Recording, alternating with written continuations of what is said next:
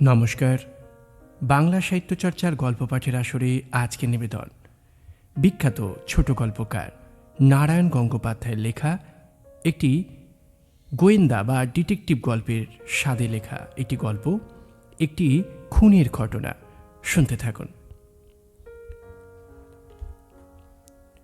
গোয়েন্দা বা অপরাধ কাহিনীর সাধারণ নিয়ম হচ্ছে, ঘটনার আশেপাশে যারা রয়েছে তাদের প্রত্যেককেই সন্দেহের আওতার মধ্যে রাখা হয়, কিন্তু চারিদিকে সাক্ষী প্রমাণে নিশ্চিতভাবে যাকে অপরাধী বলে মনে হয় তাকে যদি নিরপরাধ ধরে নিয়ে তার অনুকূলে তদন্ত শুরু করা হয়, তাহলে কীরকমটা দাঁড়ায়? সোভিয়েত দেশে তদন্তের প্রণালী আজকাল এই। এখানকার একজন ইন্সপেক্টরের জবানবন্দিতে একটা ঘটনা শোনায়। গল্পটা না, এটা গল্প নয়, সম্পূর্ণ সত্য কাহিনী। একটু সংক্ষেপ করে তোমাদের বলছি। মেরু অঞ্চলে গবেষণার জন্য গিয়েছিল দুজন অধ্যাপক। এদের একজন অল্প বয়সী আর একজন বুড়ো মানুষ। দুজনেই নামজাদা বিজ্ঞানী, দুরন্ত পণ্ডিত, কিন্তু সম্পর্কটা একেবারে সাপে নেউলে। পণ্ডিতে পণ্ডিতে যা হয়, এর মত উনি মানেন না, এর থিওরির উনি প্রতিবাদ করেন। কিন্তু মতভেদ এমন একটা স্তরে পৌঁছেছিল যে ইনি ওর নাম শুনলে একেবারে জ্বলে যেতেন। অথচ অবস্থা চক্রে দুজনকে একই সঙ্গে পাঠানো হলো গবেষণা করতে। সেই ধুধু তুষারের দেশে দুই বৈজ্ঞানিক একসঙ্গে তাঁবু ফেলে থাকেন, গবেষণা করেন। আর একজন সহকারী আছেন, এদের সাহায্য করেন। তিনি দেখেন রাত দিন দুই পণ্ডিতে সমানের তর্কাতর্কি খেয়েই চলছে।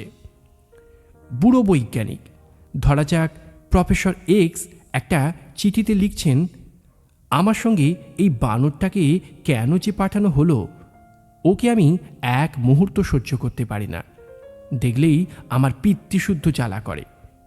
আর ছোকরা বৈজ্ঞানিক প্রফেসর ওয়াই তাঁর ডায়েরিতে লেখেন, বুড়ো ক্রমশই সহ্যের সীমা ছাড়িয়ে যাচ্ছে। সবসময় ওর এক গুয়েমি, মধ্যে মধ্যে আগুন ধরে যায় আমার মাথায়। একদিন নিশ্চয়ই আমি ওকে খুন করব। অবস্থা যখন এই রকম, তখন একদিন খবর এলো প্রফেসর এক্স খুন হয়েছেন। ব্যাপারটা কীরকম?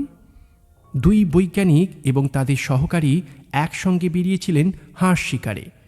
একটা জলার এক ধারে দাঁড়িয়েছিলেন এক্স, কিছু দূরে ওয়াই হাঁস খুঁজছিলেন। কি একটা জিনিস আনতে সহকারী চলে গিয়েছিল তাঁবুতে। সহকারী যখন ফিরে আসেন, তখন একটা বন্দুকের আওয়াজ তার কানে যায়। তাতে আশ্চর্য হওয়ার কিছু নেই, শিকারে বন্দুকের আওয়াজ হবেই। কিন্তু ফিরে এসে স্তম্ভিত হয়ে গেলেন তিনি। প্রফেসর এক্স পড়ে আছেন মাটিতে, হাতের বন্দুকটাও পড়ে রয়েছে তাঁর পাশে।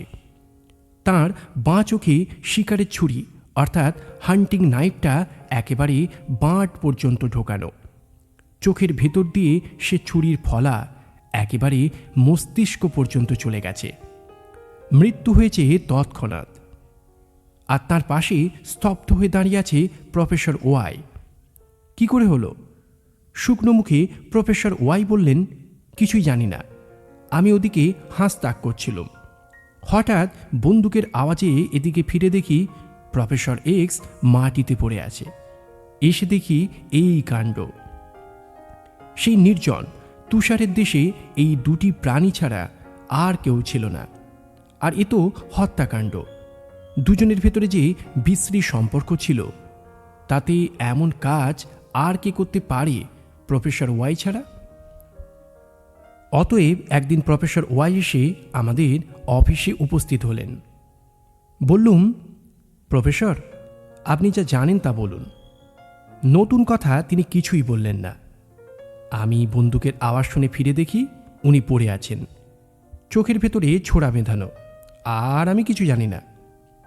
প্রফেসর ওয়াই শীর্ণ মুখে হাসলেন।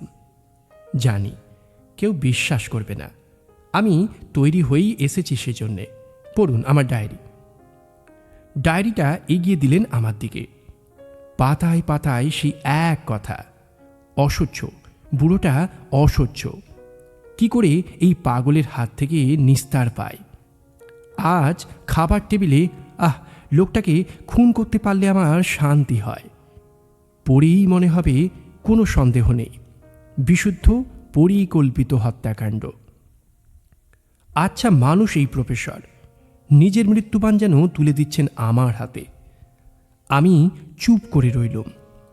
প্রফেসর বললেন, আমি বুঝতে পারছি আমার কি হবে। আমার আর কোনো ভাবনা নেই। আপনি অনুগ্রহ করে কেবল এই চিঠিটা আমার স্ত্রীকে দিয়ে দেবেন। আমি বললুম, চিঠির দরকার নেই, আপনি বাড়ি যান। তার মানে ছেড়ে দিচ্ছেন আমাকে? প্রফেসর যেন নিজের কানকে বিশ্বাস করতে পারলেন না। বললুম, বিনা প্রমাণে আপনাকে গ্রেপ্তার করতে পারি না। আপাতত আপনার নামে আমাদের কোনো ওয়ারেন্ট নেই, আপনি যান। আসলে আমার খটকা ধরিয়েছিল পোস্টমর্টমের রিপোর্টের একটি কথা। অস্বাভাবিক, অমানসিক শক্তিতে ছুরিটা চোখের মধ্যে বিঁধিয়ে দেওয়া হয়েছিল। অস্বাভাবিক, অমানসিক শক্তি? প্রফেসর ওয়াই অবশ্য খুব সবল, স্বাস্থ্যবান পুরুষ, কিন্তু অমানসিক শক্তি? কথাটা ক্রমশ পাক খেতে লাগলো মনের ভেতরে। আমি ব্যালিস্টিক এক্সপার্ট অর্থাৎ গোলাগুলি বিশারদদের ডাকলুম। আচ্ছা, মেরু অঞ্চলের স্যাঁতস্যাঁতে আবহাওয়ায় বন্দুকের টোটা ফেঁপে যায় তো? তাঁরা বললেন, স্বাভাবিক। সেই টোটা বন্দুকে ভরতে তখন তো অসুবিধে হয়। তা হতেই পারে। আচ্ছা বলুন, এই অবস্থায় শিকারী কি করবেন? একটা কিছু দিয়ে টোটাটাকে ঠেলে ভেতরে দেবার চেষ্টা করবেন। হান্টিং নাইফের হাতল ব্যবহার করতে পারে লোকে, কেন পারবে না? একজন বললেন, সেটা কোমরেই থাকে, আর তার কথাই মনে পড়বে সকলের আগে। তাহলে আমি জিজ্ঞেস করলাম, ধরুন যদি হান্টিং নাইফটা এমন হয়, তার হাতলটা যেমন তেমন করে তৈরি, তার পেছনে এক টুকরো লোহার ডগা বেরিয়ে আছে, আর টোটাটাকে যদি জোরে ঠেলে দেওয়া হয়, তাহলে সেটা ট্রিগারের পিনের মতো কাজ করতে পারে? তাঁরা বললেন, নিশ্চয়ই। মনে করুন আমি আবার জিজ্ঞেস করলাম, সেক্ষেত্রে একজন ছুরির বাঁট দিয়ে টোটাটাকে জোরে ঠেলে দিলে লোহার ডগাটা ট্রিগারে পিন হয়ে সেই কার্ট্রিজে ঘা মারল, অমনি গুলি বেরিয়ে গেল। তখন বন্দুকটা তো গুলি ছোটবার বেগে পেছনে এসে ধাক্কা মারবে। হ্যাঁ, তাই নিয়ম। আগ্নেয়াস্ত্র মাত্রই ব্যাকপুশ দেবে, খুব জোরে। স্বাভাবিক। তাহলে ছুরির ফলাটা তো তখন উল্টো দিকে রয়েছে। বন্দুকটা সেই হাতে ধাক্কা দিলে অমনি ছুরির ফলাটা তীর বেগে গিয়ে বিঁধতে পারে। নিশ্চয়ই পারে, যদি অবশ্য সেটা চোখ বরাবর থাকে। অস্বাভাবিক, অমানসিক জোরে বিঁধে যেতে পারে। বন্দুকটা চোখের কাছে থাকলে তাই সম্ভব। ধন্যবাদ, আর আমার কিছু জানবার নেই। তাহলে এই আমার কেস, হত্যা নয়, বিশুদ্ধ অ্যাক্সিডেন্ট। ওয়াই বলেছেন, গুলির আওয়াজ শুনবার আগে একবার যখন তিনি এদিকে তাকিয়েছিলেন, তিনি দেখেছিলেন অধ্যাপক এক্স যেন তার বন্দুকটা লোড করবার চেষ্টা করছেন। অতএব 2 আর 2 4। পরম উল্লাসে খবরটা জানালুম আমার ওপরওয়ালাকে। তিনি একটু হাসলেন, বললেন, তোমার থিওরি বেশ ভালো, কিন্তু একটা মস্ত ফাঁক রয়ে গেল যে ওর ভেতর। আমি তার দিকে চেয়ে রইলাম। তোমার থিওরি যদি সত্যি হয়, তাহলে প্রফেসর এক্স ডান হাতে ছুরি আর বাঁ হাতে বন্দুক ধরলেন, আর সেক্ষেত্রে বন্দুকের ব্যাকপুশে ছোড়াটা ডান চোখেই বিঁধে যাবে, কিন্তু ওটা বিঁধেছে বাঁ চোখে, সেটা খেয়াল রেখো। সব মাটি গেল আমার সাধের থিওরি। আমি বিভ্রান্তের মতো বেরোলুম, কোনো থই পেলুম না। তারপর হঠাৎ মনে হলো, প্রফেসর এক্স তো ন্যাটাও হতে পারেন, অর্থাৎ ডান হাতের বদলে বাঁ হাত ব্যবহারের অভ্যাস তো থাকতে পারে তাঁর। আশা নিরাশার দ্বন্দ্বে ছুটলুম তাঁর বাড়িতে, গেলুম তাঁর সহকর্মীদের কাছে।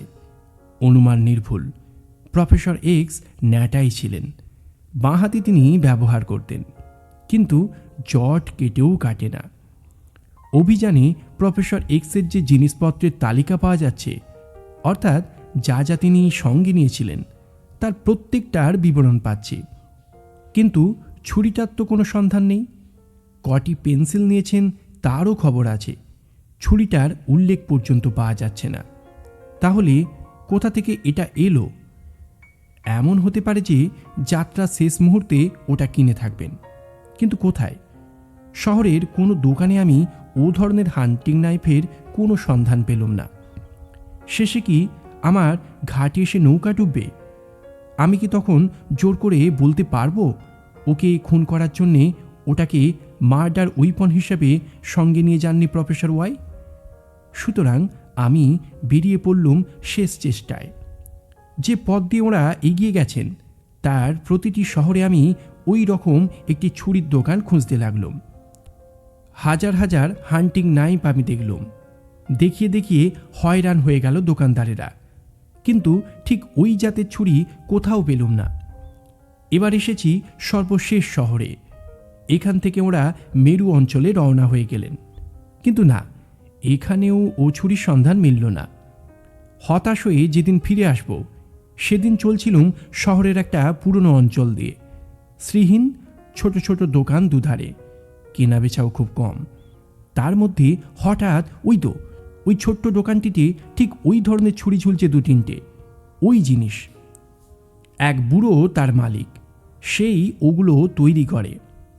হাতি নিয়ে দেখলুম যেমন তেমন কাঠের বাঁটে তৈরি সব সাদা মাটা ছুরি, আর প্রায় প্রত্যেকটার পেছনেই একটু করে লোহার মুখ বেরিয়ে আছে। বুড়ো বললে, শিকারের সিজনে ওগুলো অনেক বিক্রি করি আমি। আচ্ছা, অমুক মাসে বুড়ো এক প্রফেসর কি এসেছিলেন দোকানে? তিনি কি কিনেছিলেন একটা এই রকম চেহারা, এই রকম গোঁপ? দাঁড়ান, প্রফেসর একটু খিটখিটে ভুরু কুঁচকে রয়েছেন। এই তো দাঁড়ান, খাতাটা খুলি। খাতায় পাওয়া গেল নাম, প্রফেসর এক্স। এই হলো কেস। আদালতের রায় বললে এটা একটা আকস্মিক দুর্ঘটনা। প্রফেসর ওয়াইয়ের মৃত্যুর আয়োজন তৈরিই ছিল, কেউ তাঁর সাক্ষী ছিল না, তাঁর কথা বিশ্বাস করবার মতো কেউ ছিলেন না।